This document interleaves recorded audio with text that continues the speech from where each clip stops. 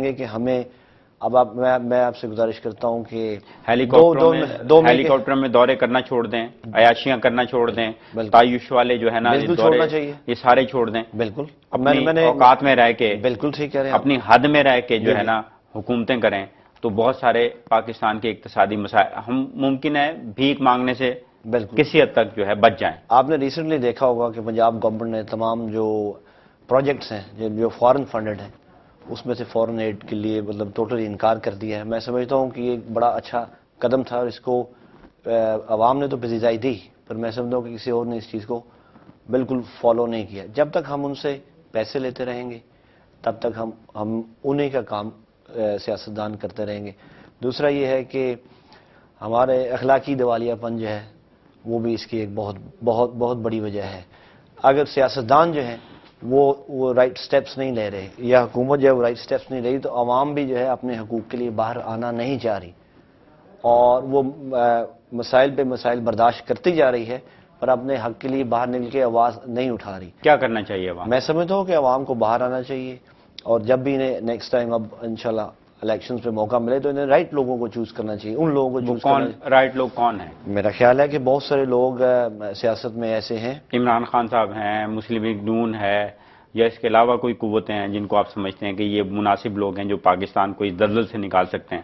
میں سمجھتا ہوں جی میاں نواز شریف صاحب جو ہیں ان کی قیادت میں چونکہ وہ ایک وفاق کی علامت ہیں اور واحد سیاستدان ہیں جو 2 دفعہ جنہوں نے وزارت کا قلمدان بھی سنبھالا۔ پنجاب میں مسلم لیگ نون کی حکومت ہے، کیا انہوں نے کارنامہ انجام دے؟ پنجاب میں بھی مسائل اتنے ہی سنگین ہیں جتنے پاکستان کے باقی صوبوں میں ہیں۔ فیضان بھائی میں آپ کو بتاؤں پنجاب گورنمنٹ کے بارے میں، پنجاب گورنمنٹ نے جو بھی وسائل ان کے پاس موجود تھے اس کو بروئے کار لایا۔ ایجوکیشن کا آپ کو پتہ ہے کہ شہباز صاحب جو ہیں وہ بڑے کمیٹڈ ہیں ایجوکیشن کے حوالے سے اور لا اینڈ آرڈر کے حوالے سے، جو کیا جا سکتا ہے وہ بالکل کیا جا رہا ہے۔ اس بات کی میں آپ کو گارنٹی دیتا ہوں کہ شہباز صاحب جو ہیں وفاقی حکومت رکاوٹ ڈال رہی ہے کہ امن و امان نہ قائم ہو، تعلیم نہ عام ہو۔ دیکھیں اب میں اس کی مثال دیتا ہوں آپ کو کہ اب بجلی کی شارٹ فال جو ہے وہ 542 میگا واٹ رہ گئی، پر بجلی بدستور جو ہے وہ غائب ہے۔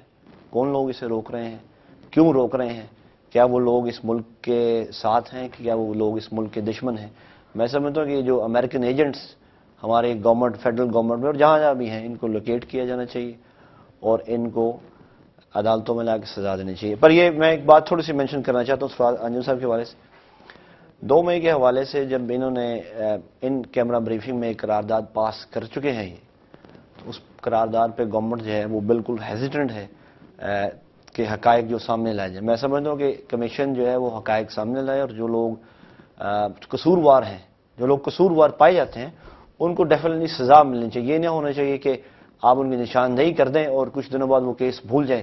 جب تک اس کو عملی طور پہ آپ انہیں سزا نہیں دیں گے تب تک آپ دوسرے لوگوں کو روک نہیں سکیں گے۔ اور میں سمجھتا ہوں کچھ یہ جو ایلیمنٹ ہے یہ فوج میں بھی پینیٹریٹ آہستہ آہستہ کرتا جا رہا ہے، جیسے کہ خبریں آ رہی ہیں کہ لوگ جو ہیں وہ اندر سے بھی انہوں نے کراچی میں وہ نیول بیس میں ان لوگوں کی ہیلپ کی جو آگے مطلب جنہوں نے جہازوں کو توڑا۔ اور میں سمجھتا ہوں کہ صرف جہازوں کو تباہ کرنے کا پروگرام سے بیاونڈ بھی بہت سارے پروگرام ہیں۔ بالکل ٹھیک۔ ناظرین محترم، آج کا موضوع یہ ہے کہ پاکستان کے ان سنگین مسائل کا حل کیا ہے، ذمہ دار کون ہے، یہ مسائل اب تک اس نہج پہ کیوں پہنچے ہیں۔ گفتگو یہ نہیں ہے، یہ ہے کہ ان مسائل کو حل کیسے کیا جائے۔ آپ کا کیا خیال ہے کہ جو فرسودہ سا ہمارے ہاں جمہوری اور انتخابی نظام ہے جس کے نتیجے میں وہی لوگ نواب ابن نواب اور نواب ابن نواب اور وہی ووٹر غلام ابن غلام بنتے رہتے ہیں، چلے جاتے ہیں، کیا یہ ہمارے مسائل کا حل ہے یا اس کے علاوہ کوئی انقلاب جس کے بارے میں لوگ سمجھتے ہیں کہ اب انقلاب ہی اس ملک کو مسائل سے نجات دلا سکتا ہے، یا اس کے علاوہ ایک اور بات ہم بہت سارے لوگوں کی طرف سے سنتے ہیں کہ اسلامی نظام جو ہمارا مکمل ضابطہ حیات بھی ہے، اس نظام کے ذریعے سے پاکستان کے مسائل کا حل ممکن ہے۔ آپ کیا سمجھتے ہیں، آپ کیا سوچتے ہیں کہ پاکستان کو ان مسائل سے کس طرح سے نجات دلائی جا سکتی ہے؟ یہ گفتگو اپنے مہمانوں سے کر رہے ہیں۔ اگر آپ چاہتے ہیں کہ اس پروگرام کا حصہ بنیں اور اپنی رائے دیں، اس کی بھی گنجائش نکالیں گے۔ وقفے کے بعد سرفراز انجم صاحب آپ سے پوچھنا چاہوں گا، مسائل کی نشاندہی سارے کرتے ہیں، بتاتے ہی ہیں کہ جی کینسر ہے، ہیپاٹائٹس ہے، فلاں، اس کا حل کیا ہے، اس کا علاج کیا ہے؟ فیضان بھائی، میں یہ عرض کرنا چاہوں گا، میں نے بھائی کی گفتگو سنی، بے حد احترام کرتا ہوں، بہت پیار ہے مجھے ان سے، لیکن میں عرض کرنا چاہوں گا کہ پاکستان کی سیاست جو ہم کر رہے ہیں نا آج کل جی، پیپلز پارٹی کی سیاست، مسلم نون کی سیاست، باقی پارٹیوں کی، ہمیں ان چیزوں سے مبرہ ہونا چاہیے، ہمیں چھوڑنی چاہیے یہ چیزیں۔ میاں نواز شریف صاحب بھی اس ملک کے مسائل حل نہیں کر سکتے، آصف زرداری صاحب بھی نہیں کر سکتے، عمران خان بھی نہیں کر سکتے، ہمیں پرویز چاہیے مشرف صاحب بھی نہیں حل وہ کر بھی سکے۔ ان کے لیے بھی مشکلات ہوں گی۔ میں عرض کرنا چاہوں گا جی، میں کہتا ہوں کہ پاکستان میں اب دیکھیں جب بھی مارشل لا لگتا ہے تو اس میں کہتے وہی ہیں مارشل لا والے کہ ہم نے ایک نیشنل یونٹی کی ہم نے گورنمنٹ بنائی ہے۔ اب دیکھو اس میں مسلم نون کے لوگ بھی آ جاتے ہیں، پیپلز پارٹی کے لوگ بھی آ جاتے ہیں، پارٹیوں کے لوگ آتے ہیں، پھر وہ پارلیمنٹ اب دیکھیں 5 سال پورا بھی کرتی ہے، وہ گورنمنٹ جو ہوتی ہے، جو پارلیمنٹ ہم بناتے ہیں، عوام منتخب کرتے ہیں، وہ 5 سال پورے بھی کرتی ہیں۔ لاسٹ ٹائم کی ہے اس نے 5 سال پورے جی، ٹھیک ہے جی۔ میں عرض کرتا ہوں پاکستان کے مسائل کا واحد حل یہ ہے کہ یہ جتنے پولیٹیشین ہمارے ہیں، ہماری آرمی جو ہے، ہماری عدلیہ جو ہے، ان سب کو ایک نیشنل یونٹی کی گورنمنٹ بننی چاہیے پاکستان میں۔ لیکن ایک عجیب و غریب تضاد ہے، 2002 میں انتخابات ہوئے، جو حکومت بنی، چاہے وہ پرویز مشرف صاحب کی سرپرستی میں بنی، مسلم لیگ کاف کی جو حکومت تھی، اس نے 5 برس مکمل کیے۔ ہونا یہ چاہیے تھا کہ اگر اس حکومت کی کارکردگی اچھی ہوتی تو 2008 تک عوام کو کچھ نہ کچھ ریلیف ملنا چاہیے تھا، ان کی مشکلات کم ہونی چاہیے تھی، ان کی مشکلات کم نہیں ہوئی، ان کی زندگی اور زیادہ مشکل ہو گئی۔ اس کے بعد 2008 کے انتخابات ہوئے، اور اب تک جو حکومت اس کے بعد بنی وہ چلی آ رہی ہے، اور جب یہ حکومت ختم ہوگی، نئے انتخابات ہوں گے، مسائل کم نہیں ہو رہے، مسائل بڑھتے چلے جا رہے ہیں۔ جھوٹے دعوے اپنی جگہ پہ، لفظی دعوے اپنی جگہ پہ کہ ہم نے یہ کر دیا، ہم نے وہ کر دیا، لیکن عملی طور پہ یہ ہے کہ عوام کی زندگی وقت گزرنے کے ساتھ ساتھ مشکلات سے دوچار ہوتی چلی جا رہی ہے۔ وجہ کیا ہے؟ ان مشکلات کو کم کیسے کیا جا سکتا ہے؟ کیا ترجیحات ہونی چاہیے؟ ان مسائل کا حل کیا ہے؟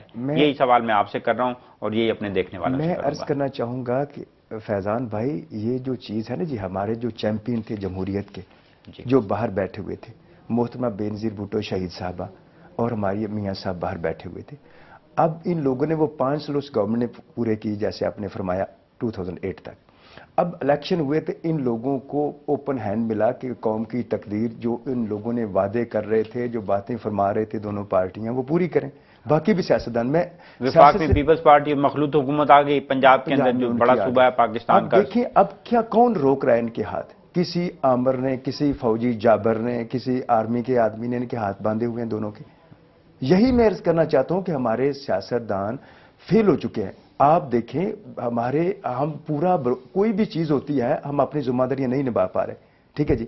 ہم دیکھیں ہمیں پاکستان میں یہ چاہیے، میاں نواز شریف صاحب بہت مقبول لیڈر ہیں پاکستان کے، اللہ تعالیٰ ان کو حفظ و امان میں رکھیں، اور پیپلز پارٹی کی قیادت کو بھی حفظ و امان میں رکھیں، اور باقی سیاسی قیادت کو بھی ان کو چاہیے کہ مل جل کر بیٹھیں اور ایک نیشنل قومی گورنمنٹ 5 سال کے لیے قومی گورنمنٹ بنائیں، نیشنل گورنمنٹ، اور اللہ صبر دے ان کو اور ایک دوسرے کی ٹانگیں نہ کھینچے، کیونکہ اب دیکھیں اب تو بات واضح ہو گئی ہے۔ آپ کیا سمجھیں سیاستدان اس قابل ہیں کہ مسائل حل کر سکیں؟ بالکل قابل نہیں ہے جی، ہم نے ان میں دیکھ وہ چکے ہیں۔ خلوص نیت ہے، بالکل نہیں ان ہے کی جی، ترجیحات وہ ہیں جو ہونی چاہیے۔ بالکل نہیں ہے جی۔ آپ کوئی آدمی ثابت کرے کہ یہ سیاستدان فرشتہ ہے یا یہ سیاست، سب کے جو ہے، اب دیکھیں یہ بات تو میرے پھر بھائی کیسے یہ مخلوط حکومت بنا کے، قومی حکومت بنا کے، یہ تو مزید لوٹنے کے چکر میں پڑ جائیں گے۔ میں اتنا عرض کرنا چاہتا ہوں، جیسے بھائی نے فرمایا ہے بے احترام کے ساتھ، کہ ایک ہماری پارلیمنٹ میں قرارداد جو ہے وہ 2 مئی کے حوالے سے قرارداد جو ہے وہ منظور ہوئی ہے، لیکن آپ دیکھیں اپوزیشن جو ہماری ہے یا ہماری گورنمنٹ جو ہے، یہ آرمی کے چیف کے گلے میں یا آرمی عسکری قیادت کے گلے میں یہ ایسی ہے جیسے بلی کے گلے میں اب گھنٹی کون باندھے گا؟ سب کو پتا ہے کہ مجرم ہے وہ، ان کی غفلت کی وجہ سے واقعہ ہوا ہے۔